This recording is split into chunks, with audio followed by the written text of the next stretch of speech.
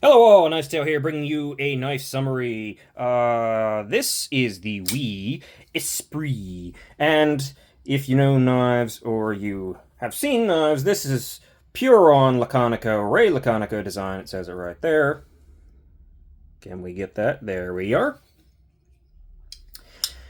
And this screams Ray Laconico, let's be honest. That aesthetic, simple, minimal, straightforward, but somehow distinct. A little bit.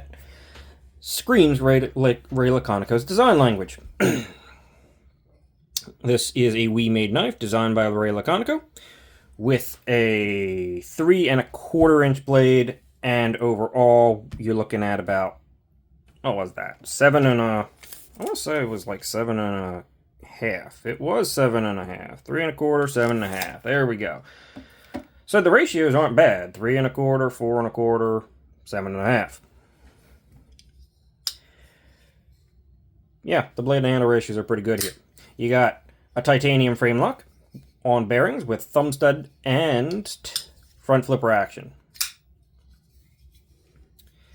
This is a premium knife, as most WEs are. It's in 20 CV, also as in most WEs are. I believe... Does it actually even say it on? It does. It's just so tiny. Yeah, it's been in my pocket. I don't think I'm going to be able to get it on camera. It's like right next to that little dot right there on the blade, believe it or not. That is where that says 20 CV. It is microscopic, or darn near close to it. And I love that. I love that what WE does, what Civivi does, keeps the blade sterile. It looks good, just being a blade. Their logo is abstract enough that I don't mind it on the pivot. I don't even mind it when they put it occasionally on the pocket clip. But nothing on the blade is nice, and let's be honest. Ray Laconico up on the spine, kind of, I don't know. It feels fancy. Let's just call it that. The whole knife feels gentlemanly. It really does. You've got orange peeled titanium that is contoured. You got a pretty plain titanium pocket clip, but it doesn't have quite as much of a flat bill at the end that some WE and Civivi's does, and it's got good retention and it works pretty darn well. Inset, flat screws, lock bar insert, the whole 9 yards of this typical titanium frame lock. Good, very good actually. Thumb studs for the reversed and the front and the thumb flick. Even the thumb rollout is great. The front flipper, despite not really looking like it's going to be great, because it's got wide, not very sharp jimping, it just sticks out at a perfect angle that it's super easy, and it functions wonderfully. Sharpening tool and plunge grind could be better. Actually, no, you know what? It almost, in person, it looks like the plunge grind keeps going, but it really does kind of just stop right there. So it's fine. But that does bring us into a problem with this knife, and that is the stop pin position. Stop pin position is it's hitting, as you can see, right behind that edge.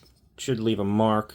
Let's see if you can see it on camera. Yeah, it's like right there. It's that little slightly different shiny spot. There it is. So that's where the stop pin's hitting. That means that when you want to cut into a choil on this thing, you can't hit that area, because then you screw up the position that the knife stops at when it's closed, which will cause it to rattle, or not seat in the detent properly, overclose, potentially hit the underneath of the backspacer, which it's got. So, while you definitely have some life to sharpen off, I'd say you're probably safe up to about there. Yeah, about there. You unfortunately run the risk of not being able to cut in more choil for when you start getting close to that and it starts widening out a little bit for a smile. So this thing has a very real expiration date, let's call it. Yeah. It's not terrible. It's still worthwhile, and you're still going to get a decent amount of life off this knife. And I guess if you're okay with just, once you've taken off about, I don't know, that much of the blade,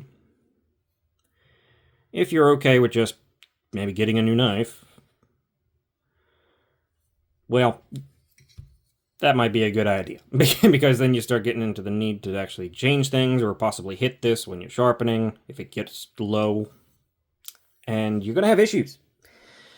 So, I don't like the stop pin being here. I wish it was an internal stop pin attached to the blade, or even just sitting in here with a cutout in the blade.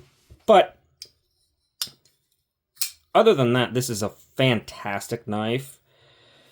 And honestly, for like $220, I think these things are. Though, I honestly don't know if they've been discontinued or not. They come around every now and then, but it's so rare. There's been like a couple drops of them, but they don't stick around for long. I think they're relatively popular. Or they've done pretty few of them. I don't know. Spear point blade, swedge. There's not much to talk about here other than it's a nice blade. These things were, like I said, $220, which is very fair and very reasonable, and this is a very nice knife for that. Very comfortable in the hand, you can move, you got freedom and comfort of ergos. It's a great, straightforward knife that wasn't too expensive. The lock bar access is actually surprisingly good.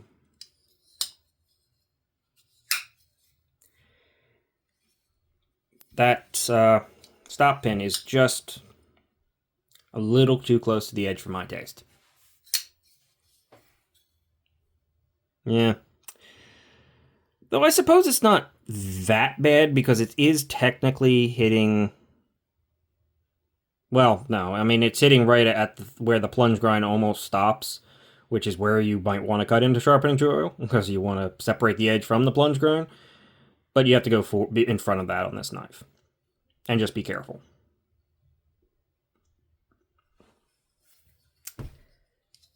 That said, I really do like it. And I'm happy to have this one in the collection.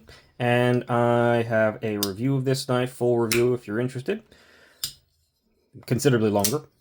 But that will do it for the WE Esprit. I don't think I missed anything particularly majorly important here, so we're calling it. Thanks for watching. See ya.